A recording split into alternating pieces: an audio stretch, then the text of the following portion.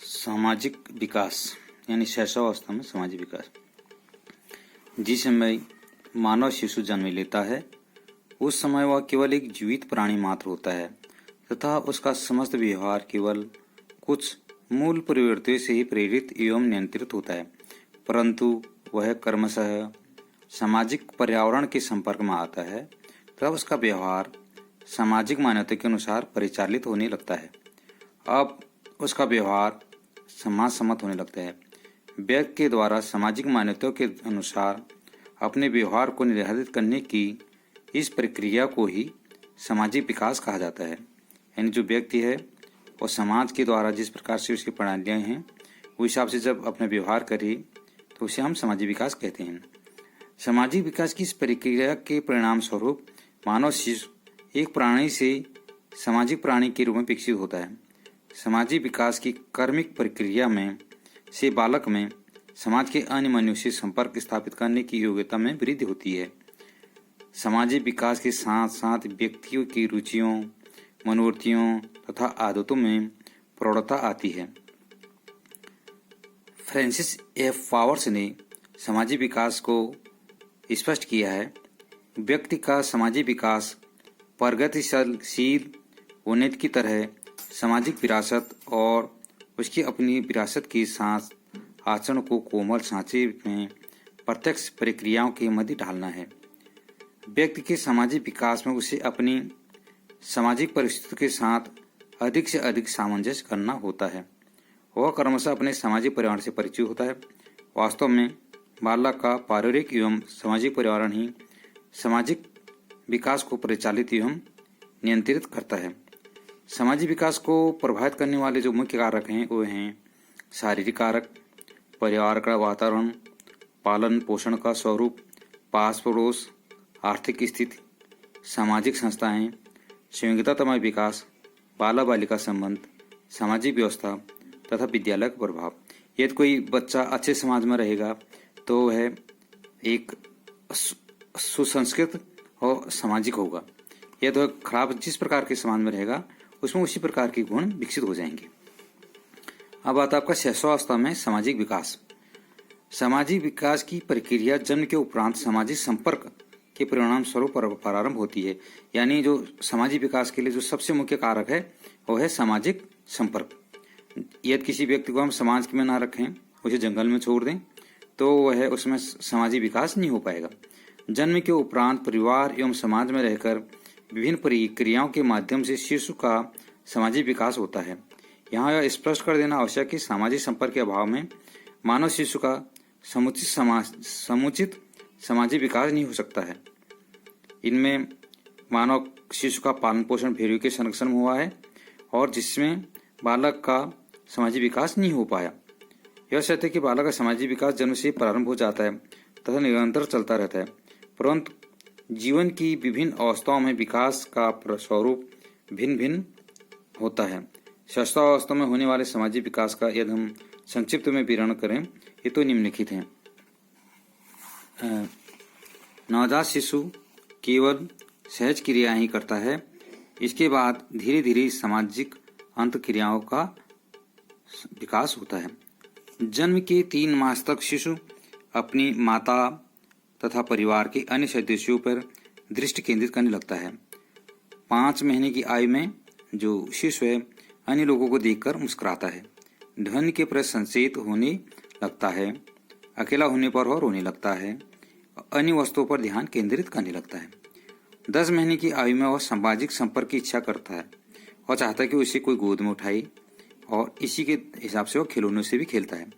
14 मास की आयु में सहयोग तथा मित्र भाव विकसित होने लगता है। शिशु सब संकेतों का अनुसरण करने लगता है। 2 वर्ष की उम्र में जो बच्चा है शिशु है वह झगड़ा, प्रेम और सहयोग आदि की भावनाएं उत्पन्न उसमें होने लगती हैं। 3 वर्ष की आयु में शिशु प्री नर्सरी स्कूल में भी जाने लगता है। इस अवस्था में बालक का सामाजिक विकास तीव्र गति से होता है और इस काल में बालक का सामाजिक दायरा काफी विस्तृत हो जाता है और घर से बाहर भी अनेक छोटे बड़े तथा व्यक्तियों के सामाजिक संपर्क स्थापित करना चाहता है। तो जो सामाजिक है ये 3 वर्ष के बाद जरा इसमें जो विकास है तेज हो जाता है और उसका संपर्क जो है घर के सदस्यों के अतिरिक्त स्कूल के साथ पढ़ने वाले बच्चों तथा स्कूल में पढ़ाने वाले टीचर्स से भी स्थापित हो जाता है। इसमें उसके सामाजिक जो विकास है उसमें तीव्र गति होने लगती है। इस काल में सुचारू सामाजिक विकास के लिए आवश्यक है कि बालक को अपने समान आयु वाले बच्चों के साथ खेलने का पर्याप्त अवसर उपलब्ध हो।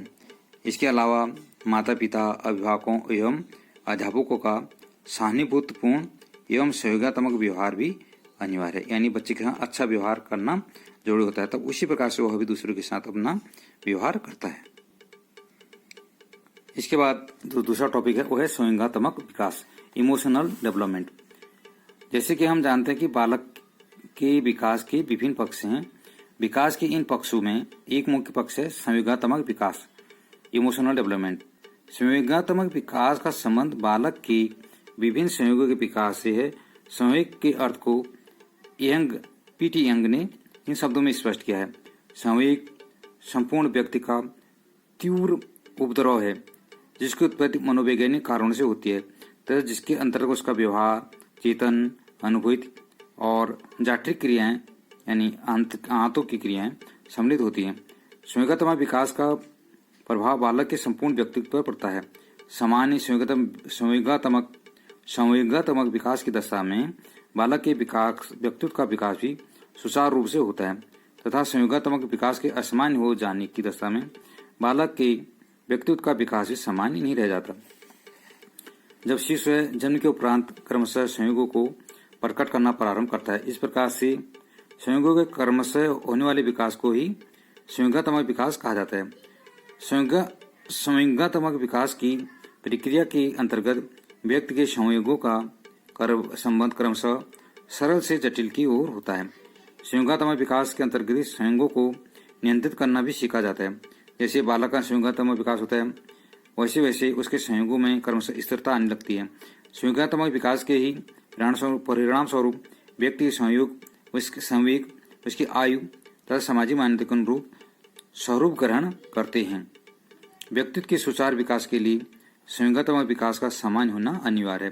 जैसे आप एक छोटे से बच्चे को देखते होंगे, वह उसके संवेग बहुत तीव्र होते हैं।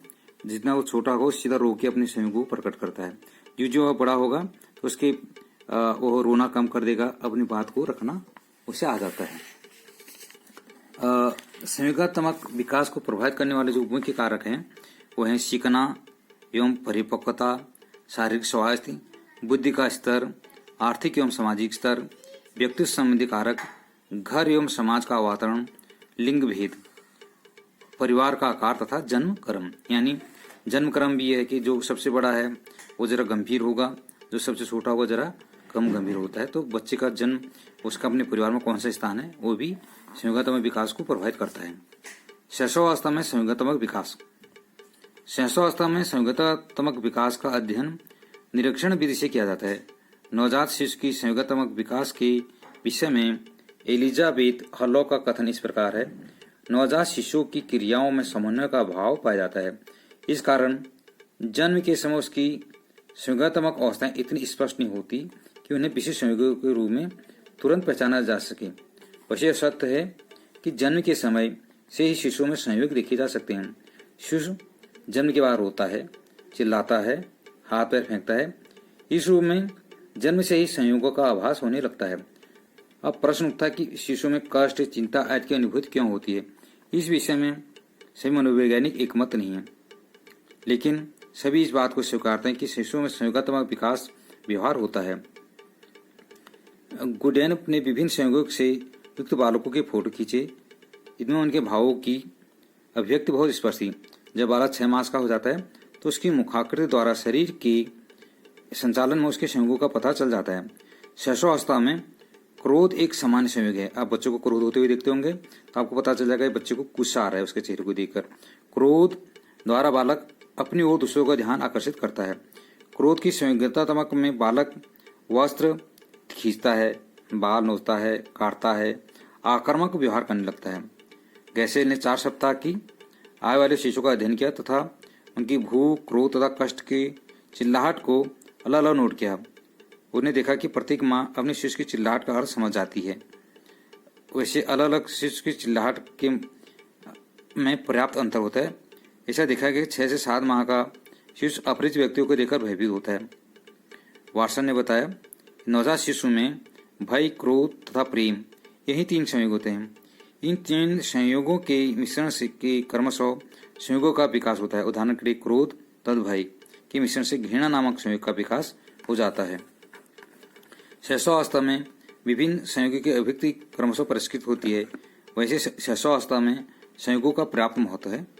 शैशवावस्था में उचित संयोगात्मक विकास के लिए माता पिता तथा अभिभावकों को समुचित ध्यान रखना चाहिए। यह ध्यान रखना अनिवार्य होता है कि शिशु में कोई संयोग अधिक प्रबल न हो जाए, क्योंकि संयोगों की प्रबलता का शारीरिक स्वास्थ्य पर प्रतिकूल प्रभाव पड़ता है। यदि क्रोध अधिक मात्रा में हो जाएगा तो उसका विकास सही ढंग से नहीं हो पाएगा। परिवार में ऐसी परिस्थितियों को बनाना चाहिए जिससे शिशु में अवांछनीय संयोगों का विकास न हो तथा केवल वांछनीय संयोग विकसित हो। उदाहरण के लिए, यदि माता पिता अपने शिशुओं के साथ घुल मिल कर रहते हैं तो प्राय शिशुओं में संयोगात्मक तनाव उत्पन्न नहीं होता। इसी प्रकार परिवार में विभिन्न शिशु के प्रति समानता का व्यवहार किया जाता है तो किसी शिशु में ईर्ष्या का संयोग उत्पन्न नहीं हो पाता।